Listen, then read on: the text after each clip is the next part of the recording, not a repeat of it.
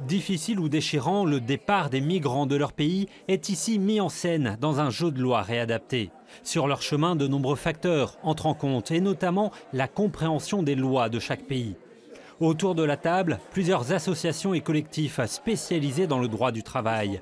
Ensemble, les associations confrontent leurs expériences. Ils ont des promesses de travail, mais lorsque vous constituez le dossier, on vous dit que vous ne remplissez pas les critères nécessaires. On demande juste la régularisation de tous ceux qui peuvent trouver d'un emploi ou bien d'une promesse d'embauche pure et simple. Ces militants dressent un constat alarmant. Même l'accès au bénévolat s'avère compliqué pour des demandeurs d'asile ou des réfugiés.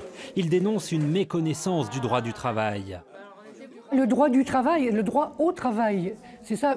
Les migrants qui arrivent pensent qu'ils vont trouver du travail. Ils viennent vers un pays développé qui souvent les a colonisés, quelquefois même travailler pour des entreprises françaises dans leur pays et se trouvent tout à fait démunis et déstabilisés de se heurter à l'absence de droit au travail ou de devoir travailler complètement clandestinement.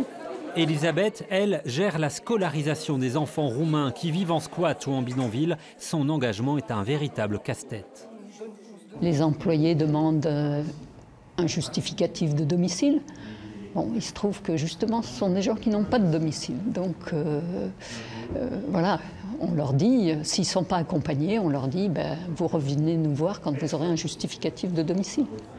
Ces états généraux vont donner lieu à l'écriture d'un cahier de doléances avec des propositions concrètes pour améliorer l'accueil des migrants. Ces listes d'idées devraient être envoyées fin mai au gouvernement avec encore l'espoir de changer la loi Asile et Immigration de Gérard Collomb.